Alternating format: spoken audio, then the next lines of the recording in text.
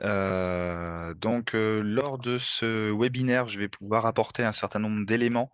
Donc, à la fois euh, des rappels. Alors, attendez, hop, voilà, il faut que je fasse les choses bien. Je vais vous présenter déjà un certain nombre de choses. On va avoir des rappels réglementaires. On va parler également des avancées normatives. Dans la foulée, on va parler des évolutions qui sont à venir ou en cours. On va parler également des obligations du diagnostiqueur PMD sur la partie principalement compétences et formations, les tendances qui sont observées actuellement, et puis ensuite on aura un temps d'échange en questions-réponses. Lors de cette présentation, de cette intervention, n'hésitez pas, vous avez un chat pour poser vos questions. Soit j'ai la possibilité d'y répondre à la fin du webinaire, soit je prendrai un temps pour répondre à chacun d'entre vous. Également, à la fin de la présentation, vous allez recevoir un petit questionnaire de satisfaction. Donc, je vous invite à y répondre et à nous le retourner. L'objectif est de pouvoir faire des webinaires comme ceci. Alors, de plus en plus élaborés, parce qu'on aura de plus en plus d'informations à faire remonter euh, tous les 4 mois environ pour pouvoir justement vous tenir informé de ce qui se passe un petit peu dans le métier du diagnostiqueur PEMD. Voilà. Alors, je vais vous présenter Labocert. Donc, je vais passer rapidement dessus. Labocert, c'est une société qui a été créée en 2019 par mes soins, pour lequel je suis actuellement le président. À l'initiale, on faisait tout ce qui était conseil audit pour la partie laboratoire, principalement stratégie et prélèvement d'air amianté. Donc ça, c'est vraiment l'origine de la société. Et puis, on a progressivement développé donc sur d'autres domaines et spécialités de laboratoire. On a ensuite obtenu la certification Calliope en 2020, puis on a développé là aussi les formations, notamment les formations dans les organismes d'inspection, les organismes certificateurs et surtout en 2021 au niveau de l'économie circulaire. Alors on va voir un petit peu tout à l'heure sous quel rythme et sur quel point. Donc principalement la Bossert a été à l'origine euh, d'un partenaire principal, hein, c'est-à-dire qu'il a activement participé à la reconnaissance du métier émergent, hein, qui est le métier de diagnostiqueur PEMD, donc cela en collaboration avec le CEDRE et FEDEREC auprès de France Compétences. Donc ce métier a ensuite été reconnu comme un métier émergent. Il l'est encore jusqu'au 31 décembre de cette année. D'ailleurs, ça a été reconduit. Et aujourd'hui, il faut savoir que dans les registres, notamment les registres métiers, vous trouvez le métier de diagnostiqueur PEMD, chose qui n'était pas effective avant. On a également activement participé au dépôt et la validation du premier titre professionnel de diagnostiqueur PEMD, donc qui est enregistré auprès de France Compétences sous le numéro RNCP 36312.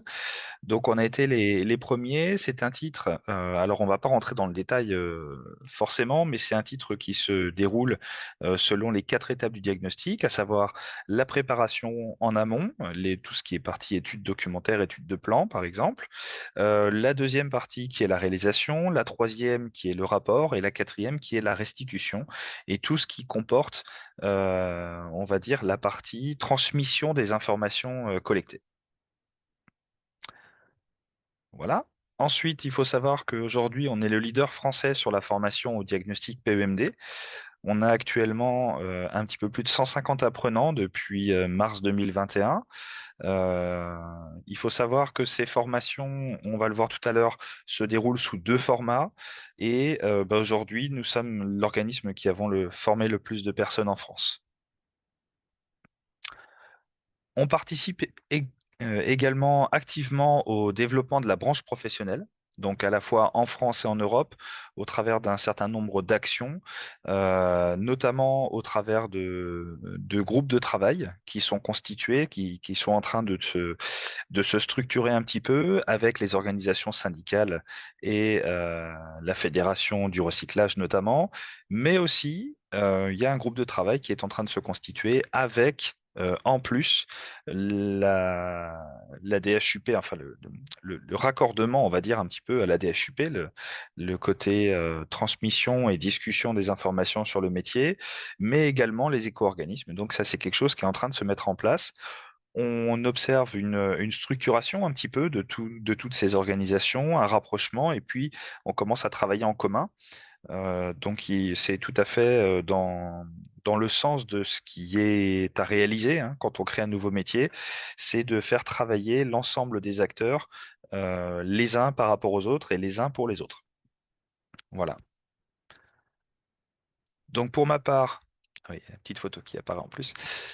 Donc, je suis le président fondateur. Je suis aussi animateur du groupe de travail PEMD sur le diagnostic PEMD à l'AFNOR, c'est-à-dire que vous allez le voir tout à l'heure, il y a un projet de norme qui est en cours de rédaction et donc j'en suis l'animateur avec notamment Dominique Renard-Brasi qui est avec nous aujourd'hui. Je suis aussi membre du Comité européen de normalisation. J'ai fait une petite faute, c'est pas grave. Au niveau de la commission P01E sur l'économie circulaire. Donc vous allez voir tout à l'heure, hein, j'en parle également. On est adhérent également à l'Institut national de l'économie circulaire, autrement appelé INEC, et également adhérent du SINOF, qui est une organisation syndicale patronale. Voilà un petit peu pour les présentations. Donc ça, on va dire, c'est quelque chose qui est relativement simple. Maintenant, je voulais mettre l'accent sur les rappels réglementaires. Donc j'ai essayé de les mettre dans l'ordre un petit peu à la fois chronologique et par importance, hein. Comme vous le savez, la réglementation s'établit selon une hiérarchisation des textes. Donc tout en haut, vous avez la loi AGEC, hein, qui a, de son petit nom s'appelle la 2020-105, donc qui est parue le 10 février 2020 qui notamment prévoit le développement de l'économie circulaire dans le BTP. BTP, qui, je le rappelle, est le premier générateur de déchets euh, en France, pour sûr, et dans le monde. Suite à ça, il y a eu deux décrets qui sont parus, donc qui sont les décrets 821 et 822, qui sont parus le 25 juin 2021. Puis, quelques jours plus tard, et ça s'est passé relativement inaperçu, je me rends compte au travers des échanges que j'ai avec les différents acteurs, notamment des diagnostiqueurs et des maîtres d'œuvre, que cette abrogation par le décret 872 est passée totalement inaperçue. Concrètement, deux décrets sont sortis dans un premier temps, puis ont été incorporés dans un décret 872 qui comprend tout un ensemble de textes et d'obligations qui sont liées à l'économie circulaire et tout ce qui est efficacité énergétique, etc. Voilà, notamment on parle de la partie diagnostic et il a été les décrets 821 et 822 ont été un petit peu noyés dans ce décret 872, ce que l'on regrette, mais voilà, il a été décidé de faire une évolution un petit peu de cette partie-là. Donc aujourd'hui, ce qui est bien applicable, c'est le décret 2021-872. Ensuite, il y a eu l'apparition de deux arrêtés. Vous voyez, ils les font deux par deux, ils aiment bien. Deux arrêtés qui sont parus le 26 mars 2023, qui portent directement sur le diagnostic PEMD. Donc à la fois des exigences et des précisions sur la partie réalisation, donc pour le premier des deux arrêtés, et de l'autre côté, un arrêté concernant la plateforme du CSTB avec les obligations qui incombent aux diagnostiqueurs notamment. Donc tout ce qui est dépôt du rapport, etc. On prend aussi en considération le code de la construction et de l'habitation qui, naturellement, va venir alimenter et préciser un certain nombre de choses au niveau de la réglementation sur l'économie circulaire. Puis enfin, pour pouvoir un petit peu étayer et, on va dire, donner une orientation au futur texte, il y a une feuille de route de l'économie circulaire qui est parue et les points que nous allons aborder font partie du point 34 de cette feuille de route économie circulaire. Pour ceux qui ne la connaissent pas, je vous invite à la télécharger et à la consulter. Avant d'aller plus loin, je voudrais faire quelques précisions d'usage. Alors déjà, il est acté que le diagnostic PEMD, c'est la porte d'entrée de l'économie circulaire dans le bâtiment. Alors, attention, euh, sur ce point-là, qu'on soit bien d'accord, le diagnostic PEMD, il est obligatoire à partir de certains critères, notamment des critères de surface, des critères de typologie de travaux et de nombre d'opérations entre autres. Mais lorsqu'on rentre dans les critères, il faut savoir que c'est le premier diagnostic qui sera réalisé après les diagnostics immobiliers et qui sera à faire avant la phase d'étude de travaux. D'accord? Donc, ce diagnostic PEMD, c'est la porte d'entrée de l'économie circulaire. C'est aussi le seul diagnostic réglementaire obligatoire après la phase de diagnostic immobilier. Je parle bien de obligatoire. C'est-à-dire que euh, il n'y a pas d'obligation réglementaire à réaliser d'autres types de diagnostics. Donc, on voit parfois des diagnostics structure, des diagnostics ressources, etc. Tout ça, c'est non obligatoire, non réglementaire. Voilà.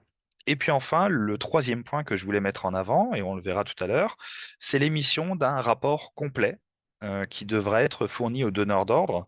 Et je rappelle notamment que les CERFA ne sont pas des rapports.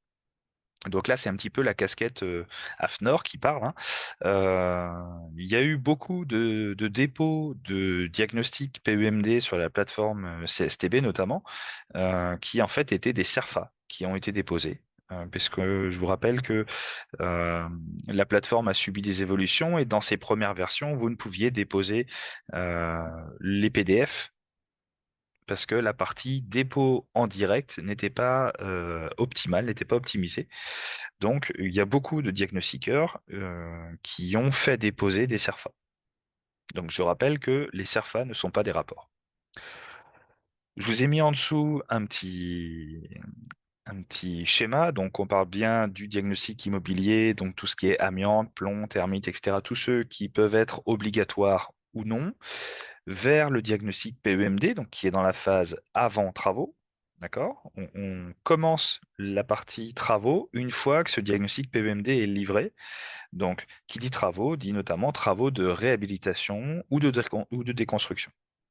Voilà, et ensuite on va vers tout ce qui est une AMO d'économie circulaire ou de maîtrise d'œuvre, etc. Voilà pour les rappels. Alors,